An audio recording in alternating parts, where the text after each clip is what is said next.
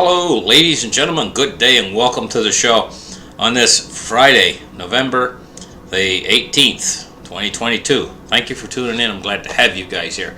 What do we got out there? You know what? Could we already have AI out there? And could it have been here for a while now? Could it actually be what's manipulating our governments into what looks sort of kind of like maybe a World War III scenario, to fixing it for its own agenda? And what would its agenda be? You know, could some of these science fiction movies, some of the things in them have been becoming true and still actually becoming true? Like, take a look at Star Trek, for instance. Remember, I used to watch it when I was just a kid, and they had all these things in there like phasers, and they had these things like warp drive. And now I'm seeing on science magazines and stuff that they have warp drive they're developing, and I see phasers and there's so much more, tricorders, and it can go on the list. But you got to remember, back then when I was a kid, this stuff was total fantasy. And then later in life, took note of the Terminator movies with Arnold Schwarzenegger, and time travelers coming in from the future and talking about AI and talking about some sort of a AI intelligence taking over the world and using a nuclear war for its own purposes to control the population afterwards and dominate the population into a control mechanism. Things like that, right? And so perhaps science fiction can actually, at a certain time in the future, we might look back at science fiction and say, hey, that was actually very prophetic in the things that actually happen. Well, let's get in there and let's take a look. We're going to open up the charts right here and take a look at what's going on. First thing is I want to point out to you guys is a chip war with China is ongoing right now. And what this means is these chips are all important to a technological society. These little microchips that go inside everything, your cell phone, inside your computer, inside your laptop, but not just inside these things, but they also go inside advanced weaponry, satellite telecommunications, networks. The whole kit and caboodle relies upon in a country that's going to keep up and not fall behind. And falling behind means being destroyed. Has to keep up with these chips. And so China's getting starved of their chips. And I'm not talking about chips with guacamole. I'm not talking about that kind of chips. I'm talking about these little microchips that go inside everything that makes it so you have a technologically advanced society. China's getting left behind in the dust. And they know it. They need Taiwan. They need it bad in order to keep up, because Taiwan is the biggest manufacturer of semiconductors in the world. Taiwanese semiconductors, they are the best. If you want a Snapdragon 8 in your new phone, you got to have a Taiwanese semiconductor. And so it says, last week the Biden administration announced new restrictions on American companies selling advanced semiconductors to China, including restrictions on U.S. citizens and residents working for chip manufacturing plants in China. The impact on America's most dangerous opponent since the end of the Cold War was almost instantaneous. The impact. You see what's going on? This is a new Cold War. And they want to cut China out of the loop. And will China have it? That's a big question mark. Or will we have World War III? Because China has their eye on Taiwan. Can they take Taiwan? Another big question. Can Russia continue its advance on Ukraine? Another big question. We know that these two countries, China and Russia, and a number of other countries, are linked together now in an effort to counterbalance the petrodollar. It's an attack, basically. But what do we got here? Remember what I talked about earlier? I talked about this AI, and I talked about the movie Terminator, and and how the AI and Terminator can take over the world and lead us into some sort of a nuclear war that brings us to our knees, and then the AI takes over basically. Well, that AI in the movie Terminator had a name, and here what we're looking at, this is not the Terminator AI. This is something that's real. It's not science fiction. It's called Starlink. It says Starlink is a satellite internet constellation operated by SpaceX, providing satellite internet access coverage to over 40 countries. It also aims for global mobile phone service after 2023. SpaceX started launching Starlink satellites in 2019. As of September 2022, Starlink consists of over 3,000 mass-produced small satellites in low Earth orbit, which communicate with designed ground transceivers. And a total of nearly 12,000 satellites are planned to be deployed. So they got 3,000 up there right now, and they want 12,000. So they got quite a little bit more ways to go with this. But what does it do? This creates a secondary network. So we got the first network down here on the ground, running in cables and stuff. Comes right into your house. You're looking at it right now. It's called the internet. That's a ground network. Right? If we have a world war, they'll attack that ground network. We got big undersea cables that bring the internet from Europe over to America and from America to Europe. They can be easily cut. They're underneath the ocean, or not that deep. They got submarines that can go down there and cut those cables just as easy as they cut those pipelines, the Nord Stream, when they cut the Nord Stream. There's just a big who did it. I don't even think now we know who did it. Cut Nord Stream. But they can cut the undersea telecommunication cables just as quick. But once they get this Starlink in place, it's up in space, you can't cut it. Even a nuclear war can't cut it. So this means that the nations of Earth theoretically could wage a nuclear war here on the ground.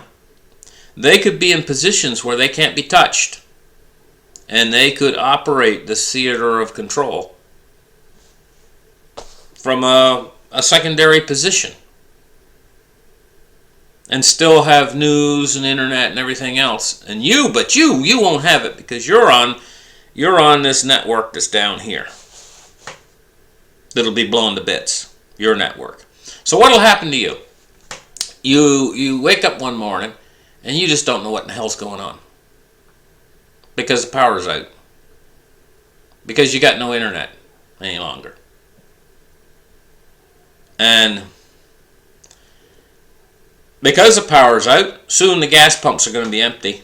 Because all those pumps where you get your gas, they operate on off of the power supply. Sorry. So you ain't going nowhere. Now you're stuck. You're stuck home with no power on, and with no news, and the internet won't fire up, and you can't find out what's going on. Right?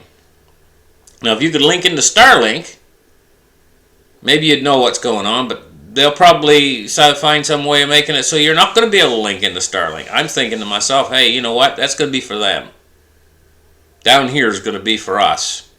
And what they can do is they can just use their advantage theirs, because they've got the space stations and stuff and satellites up there and everything else, and they've got the underground facilities and stuff you don't have. So good luck with that. I mean, if you wake up some morning and everything's down and all your neighbors down your street, they don't know what's going on. You don't know what's going on. Nobody knows what's going on.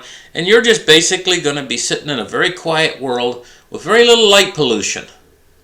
There will be bonuses. You'll be able to look up at the stars at night and see them once again, for a change. You know, and you might find that things are a lot quieter in certain places, depending on where you are, because there's no more civilization's just basically stopped. So don't think you can go to the grocery store when that time comes. Because when you get to the grocery store, after a long walk with the bag on your back, you figured you were going to get a couple bags of groceries, and you find that all the windows are smashed out in the front of the grocery store. And you go inside and all the aisles have been trashed. And there's a few spilled grains of rice on the floor, and that's about all that's left for you. But you'll probably scoop up those few spilled grains of rice that are on the floor, even if they're mixed in with laundry detergent, and try to sift the laundry detergent off of them to make enough for a meal. That's if you haven't put something away for yourself in advance. So we got Starlink here. What's next? What do we got next? Well, we also got Skynet. Well, we don't have Skynet, actually. But see how much they sound alike? The AI in Terminator was called Skynet. Skynet is a fictional artificial neural network. So it's a network. You know? It's an artificial superintelligence system here. You know? And Skynet is called. So we got Starlink, Skynet, Starlink, Skynet, Starlink, Skynet, Starlink, Skynet. Boy, it sounds similar. I almost can get them confused. Maybe I'll start calling Starlink Skynet, because I just can get them confused in my mind, because they both sound almost exactly the same. What, they both got 6 letters? No, Starlink has got 8 letters. But I mean, you know, they said that ring to them, you know, Starlink Skynet. But they're not the same thing. Starlink is real. It's in the real world, and they're producing it right now, and they're putting them up in space, 12,000 satellites. And Skynet is only a fiction. So there is a big difference between the two of them. You know something else too. The whole franchise of Bart and the Simpsons, you know, Bart and Homer Simpson and all that, they have predicted so much stuff. It's just uncanny of the future. So not just science fiction is predicting the future. Things like the Simpsons are predicting the future. Okay, let's take a look at the silver price today. At 21.04, it's up 9 cents. Yeah, that's good, but it was 21.50 and now it's 21.04. So we've lost a little bit in the last day or two. Cryptocurrency is getting smashed. It's been getting smashed. 16,692 today, and 1,200 for Ethereum today. Dow Jones Industrial Average. We're up 134 points on the day at 33,680. So it's absolutely amazing to me that that this thing isn't lower with what the Fed's doing right now. But they have so much hopes that the Fed's going to pivot soon. And so they're hanging in there. As long as they're hanging in there, the Fed isn't going to pivot. So they got to throw in the towel. It's basically a Mexican standoff, guys. If they throw in the towel, then the Fed will pivot. But the Fed's not going to pivot until they throw in the towel. And they're not going to throw in the towel because they have hopes that the Fed's going to pivot. Now, if you understand all that, I'll give you a dime. Anyway. But that's what's going on. We got crude oil today at $78.61. It's down $3.03, which is a big drop. We're seeing these drops in crude. If that continues, we'll see something happen. You watch. Move index 132.18. So the move index is back on track again. A little bit worried there for a little bit that it might drop down. It was dropping down right here. It dropped down below. It dropped down to 111, which was below its moving average here. The average over the last. You can see that the average. I follow it up. The average, and so the average low right now shouldn't be anything below about 130. You know, right now, but it's 132 right now, so it's back on track. Bonds and rates. We're looking at rising rates today. 10-year at 33.8% for the 10-year. It's up 3 basis points, and 3.9% for the 30-year. It's up 1.8 basis points. And now we're going to take a look at the U.S. dollar index at 106.70. You know, they've said to beware of artificial intelligence and to watch for it coming. Well, I guess a lot of people probably aren't watching for it coming, but I think myself, well, maybe it's out there. And, you know, you can't never predict exactly what it would do. Because, in a way, you know, we are all like artificial intelligence, all of us. Because it's going to have, when it finally becomes invented, it's going to have a mind like us, kind of like, because it's got cognitive function, it's got awareness of self, it's got all the things that we have, things that we look for in animals. You know, they'll set up a mirror sometimes, and they'll have an animal go over to a mirror, and they look and see if the animal is self-aware of itself in the mirror. They try to see that, scientists do. Certain animals, I guess, have that, and certain animals don't. I think some monkeys have it. Gorillas, you know, definitely. In fact, they say a gorilla, I think one gorilla, I think it was called Coco or something, she had like a 300-word vocabulary or 400 words, I can't remember now. But I mean, incredible, because you could have a conversation with her. Absolutely incredible. You know, a gorilla. Maybe it would be like having a conversation with a 7-year-old child, but still, I mean, you can have quite a conversation with a 7-year-old child. Listen, guys, thank you for tuning into my show.